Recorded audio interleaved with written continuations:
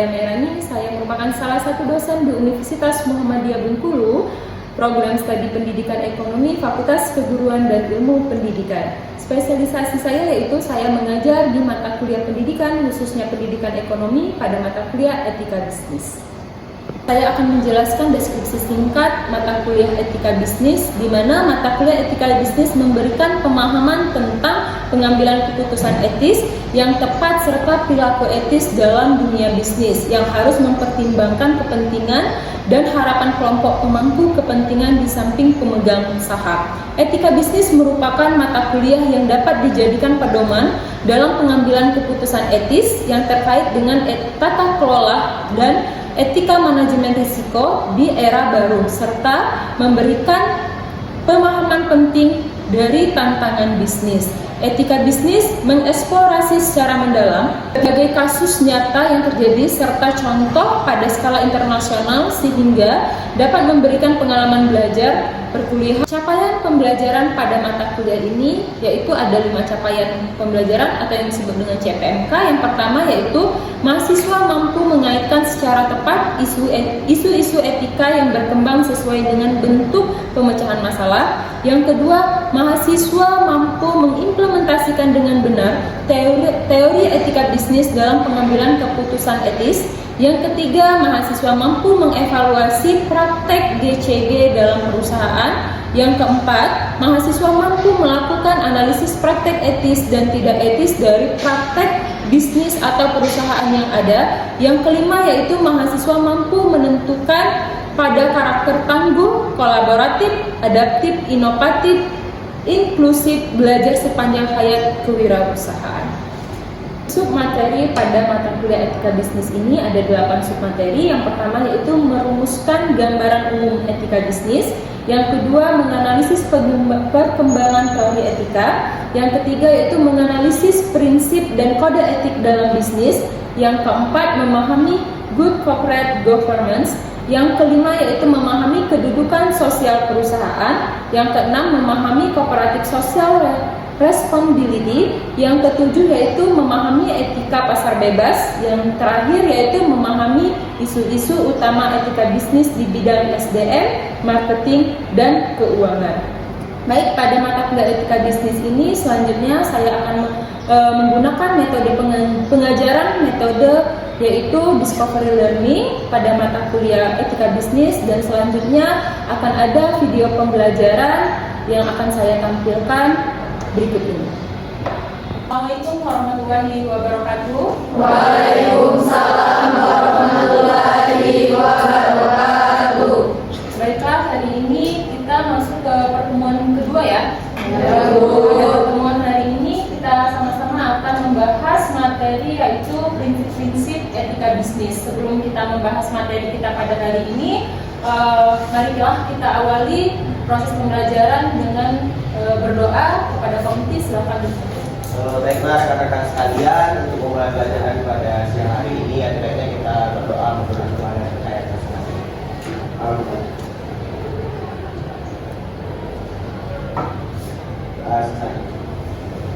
Baik, hari ini ada yang tidak masuk? Sekretaris? Ada, Bu. 2 orang tidak masuk, sisanya masuk. Berarti dari 36 mahasiswa 34 masuk, 2 orang tidak hadir ya? Ada, Bu. Baiklah, langsung saja kita ke materi kita pada hari ini. Tapi sebelum kita masuk ke materi kita hari ini, alangkah baiknya kita mereview atau membahas materi yang sudah kita pelajari pada minggu yang lalu. Ada yang masih ingat nggak apa sih materi kita minggu lalu? Baik, Istiani. Kita pengertian etika bisnis. Etika bisnis sendiri merupakan seperangkat norma atau nilai-nilai moral secara umum yang perlu diterapkan sebagai dasar pertimbangan dalam segala proses pengambilan keputusan di perusahaan. Ada yang lain?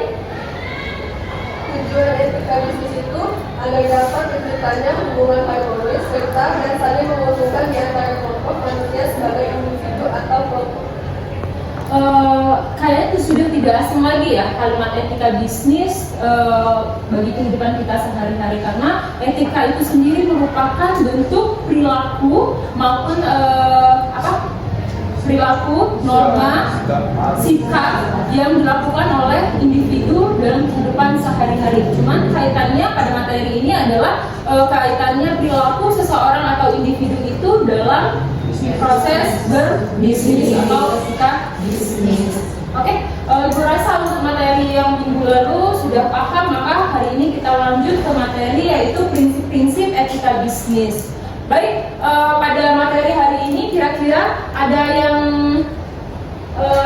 sudah mengenal nggak apa sih prinsip-prinsip etika bisnis? Cuman sebelum kita masuk ke prinsip-prinsip etika bisnis, maka Ibu terangkan dulu tujuan dari pembelajaran atau materi kita hari ini, yaitu yang pertama mengetahui prinsip-prinsip etika bisnis, kemudian kedua yaitu memahami paradigma prinsip etika bisnis di lingkungan bisnis, dan yang ketiga yaitu memecahkan isu-isu etika bisnis di Indonesia, karena kaitannya adalah pada kehidupan sehari-hari. Maka etika bisnis ini juga tidak luput dari circle atau mobilisasi bisnis di Indonesia. Pasti akan ada pro dan kontra etika bisnis yang ada di Indonesia. Nanti akan kita bahas ya. Baik, selanjutnya. Oke, ini prinsip-prinsip umum etika bisnis. Ada berapa? Ada 5. Yang pertama yaitu prinsip otonomi. Ada tahu nggak apa sih prinsip otonomi? Prinsip otonomi etika bisnis. Prinsip otonomi etika bisnis yaitu silakan dan kemampuan manusia untuk mengambil keputusan dan bertindak berdasarkan kesadarannya sendiri tentang apa yang dianggapnya baik untuk dilakukan. Kira-kira kalau di dalam contoh kita sehari-hari, anggaplah kalian mahasiswa merupakan salah satu pelaku bisnis atau pembisnis, maka prinsip otonomi ini kira-kira contohnya seperti apa? Kira-kira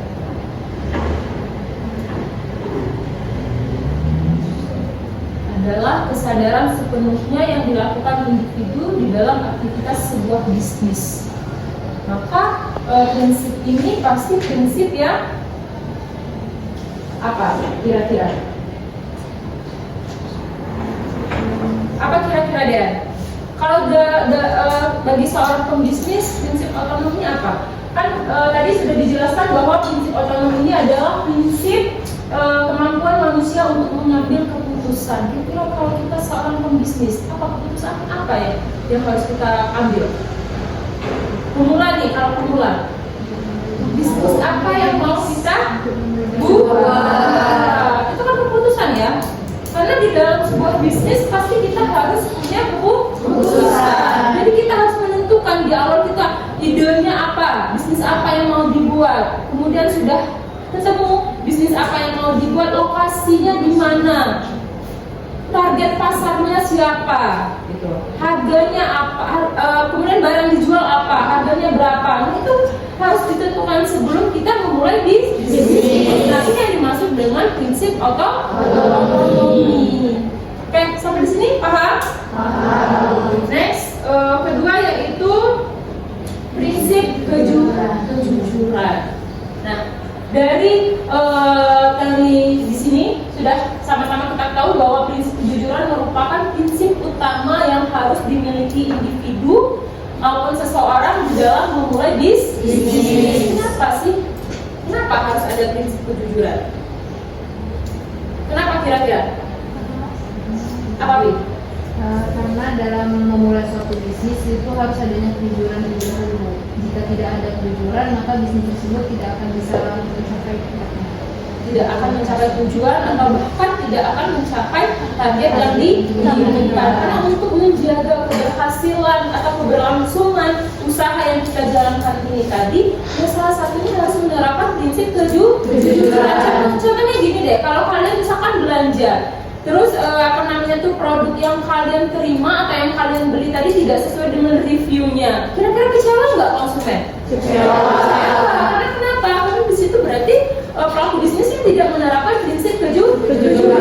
Walaupun mungkin tadi pada target pemasarannya mereka menawarkan harga yang murah, kemudian iklan yang bagus, tapi ternyata produknya setelah diterima oleh konsumen tidak sesuai yang diekspektasikan oleh konsumen. Padahal ekspektasinya mungkin ya karena melihat reviewnya tadi gambarnya, misalkan contohnya pakaiannya warnanya cerah, kemudian modelnya bagus, kalian lihat reviewnya pas barangnya sudah sampai di kalian tidak sesuai ekspektasi atau malah bahannya tipis, kemudian tidak secerah yang ada di review. Artinya apa? Artinya kan di situ pembisnis atau pelaku bisnis tidak menerapkan prinsip kejujuran. Nah, hal inilah yang akan mengancam keberlangsungan dari usaha yang kita jalankan gitu. Nah, ketika kita tidak menerapkan prinsip kejujuran.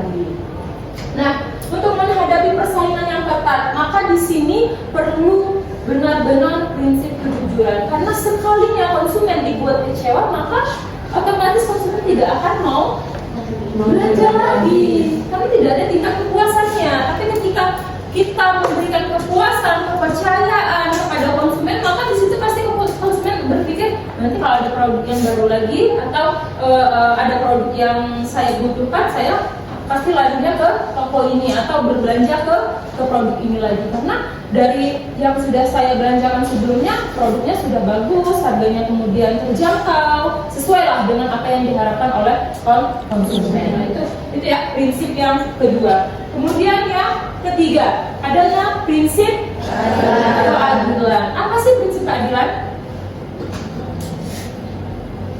Oke, Bu, apa Bu prinsip keadilan? Menurut agar setiap orang diperlakukan secara sama sesuai dengan aturan yang adil dan sesuai dengan kriteria yang rasional, objektif dan dapat dipertanggungjawabkan. Oke. Terus coba Dinda selanjutnya apa nih prinsip keadilan? Prinsip keadilan itu menuntut agar setiap orang dalam kegiatan bisnis, baik untuk relasi internal maupun eksternal perusahaan, perlu diperlakukan sesuai dengan haknya masing-masing. Dan yang terakhir itu keadilan menuntut agar tidak boleh ada pihak yang dirugikan. Namanya prinsip keadilan. Maka di sini tidak ada ketimpangan antara pihak satu dan pihak yang lainnya. Contohnya ini deh, pihak produsen dan pihak konsumen. Jadi di sini ketika kita sudah menerapkan prinsip keadilan, maka di situ kita tidak hanya mengambil keuntungan saja, karena pada hakikatnya ketika kita menjadi pembisnis atau seorang pelaku bisnis, di situ tujuan awalnya adalah ingin mendapatkan keuntungan yang sebesar-besarnya. Nah, ketika kita tidak menerapkan prinsip keadilan, maka di situ akan terjadi kerugian. Oke, sekali dua kali mungkin usaha kita berjalan dengan lancar karena orang yang baru terus yang berbelanja. Tapi ketika untuk selanjutnya ya yang sudah berbelanja kan tidak mau belanja kedua kalinya, maka keberlangsungan usaha kita tidak akan lama ketika prinsip keadilan ini tidak diterapkan. Keadilan di sini maksudnya ya saling menguntungkan. Misalkan harganya terjangkau, produk yang diterima oleh konsumen juga memuaskan. Itu salah satu bentuk prinsip keadilan. Kemudian yang lainnya prinsip keadilan. Kalaupun kita punya reseller, maka di situ reseller juga ada persenan yang sama dengan pihak produsen. Mereka mendapatkan keuntungan yang benar-benar menjadi hak mereka, tidak ada dirugikan satu dengan yang lain. Contoh dari prinsip keadilan. Kemudian selanjutnya yaitu prinsip saling menguntungkan. Nah, apa sih prinsip saling menguntungkan? Ya. Apa? Prinsip saling menguntungkan? Ini menuntut agar bisnis dijalankan sedemikian rupa sehingga menguntungkan semua pihak. Prinsip ini terutama mengakomodasi hakikat dan tujuan bisnis. Nah, kira-kira apa? Hampir sama ya dengan prinsip keadilan ya. Di sini adalah prinsip saling menguntungkan. Contohnya tadi kayak reseller yang Ibu berikan contoh di prinsip keadilan. Jadi reseller itu mendapatkan persenan keuntungan. 2 produk sekian persen, 3 produk dan sampai seterusnya mereka mendapatkan hak. Apa prinsip integritas moral? Ada yang bisa menjelaskan apa di? Prinsip ini terutama dilihat sebagai tuntutan internal dalam diri pelaku bisnis atau perusahaan agar dalam menjalankan bisnis dengan tetap menjaga nama baik atau nama baik perusahaannya. Oke. Baik, kalau kita simpulkan di sini yaitu kalau nama baik itu maka itu berkaitan dengan citra. Citra ini kan pasti menjadi salah satu bentuk kepercayaan konsumen untuk berbelanja di salah satu toko maupun brand maupun produk yang dia inginkan gitu. Nah, ketika citra produk itu sudah tidak baik, maka konsumen akan berpikir kita ganti ke produk yang lain. Maka di situ peran dari karyawan, dari pemilik perusahaan, dari mitra, di situ sangat penting untuk menjaga nama baik perusahaan untuk mempertahankan integritas moral. Nah, kalau dari salah satu itu saja sudah tidak baik, maka itu akan berpengaruh terhadap respon dari konsumen. Nah, ini yang dimaksud dengan integritas moral. Ya.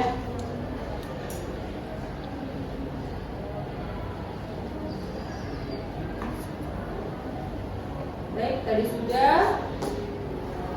Oke, ethos bisnis adalah suatu kebiasaan atau budaya moral yang menyangkut kegiatan bisnis yang dianut dalam suatu perusahaan dari suatu generasi ke generasi lainnya. Ini yang disebut dengan etika bisnis, ketika etika itu diberlakukan prinsip-prinsip etika bisnis. Karena ketika prinsip-prinsip etika bisnis itu sudah diterapkan, kemudian dijalankan oleh pemangku perusahaannya, kemudian dan anggota perusahaannya, maka keberlangsungan perusahaan itu akan berjalan dengan jangka waktu yang panjang.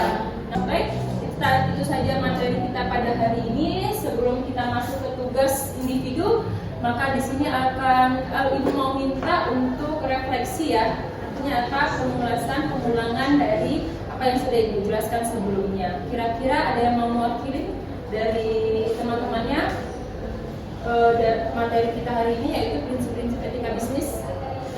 Simpulkan saja, tidak usah panjang-panjang. Kristian mau? Bisa?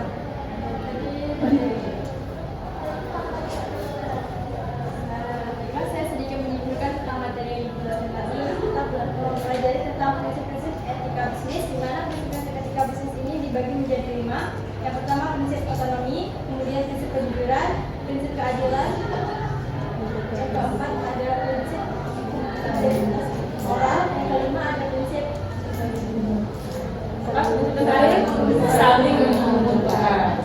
Oke, yang mana dari kelima prinsip ini merupakan bentuk bekal bagi pemula bisnis maupun bagi pelaku bisnis dalam menjalankan usahanya. Karena dengan menerapkan beberapa prinsip ini, 5 prinsip ini tadi merupakan salah satu ujung tombak untuk keberhasilan dari usaha yang sudah atau mau dijalankan. Ya. Oke, untuk tugas minggu depan silakan mahasiswa perhatikan slide kita, yaitu tugasnya gambarkan relasi antara perusahaan dan kedua kelompok stakeholder atau pemangku kepentingan di dalam usaha bisnis yang dijalankan. Nah, ini nanti silakan dibuat, dikumpulkan minggu pertemuan ketiga. Baik, kira-kira ada yang mau ditanyakan? Tidak? Ada? Tidak. Boleh? Terima kasih sebelumnya Bu atas kesempatan bertanya. Ini kan etika bisnis Bu. Itu mau nanya, apakah dari prinsip-prinsip yang 5 tadi dapat menaikkan limit sebuah perusahaan? Baik, ada pertanyaan dari temannya nih. Kira-kira dari 5 prinsip etika bisnis ini, apakah mampu menaikkan reputasi perusahaan? Kira-kira dapat menaikkan? Ya, karena tadi sudah kita sama-sama bahas bahwa kelima prinsip ini merupakan bentuk ujung tombak dalam keberhasilan menjalankan usaha, karena salah satunya tadi di situ ada prinsip keadilan, kemudian ada prinsip kejujuran, otonomi, prinsip integritas moral, dan yang terakhir tadi ada prinsip. Baiklah, itu saja materi kita pada hari ini. Ibu rasa cukup. Kita lanjutkan pada minggu berikutnya dengan materi selanjutnya. Ibu tutup pertemuan kita pada hari ini dengan mengucapkan Assalamualaikum warahmatullahi wabarakatuh. Waalaikumsalam warahmatullahi wabarakatuh.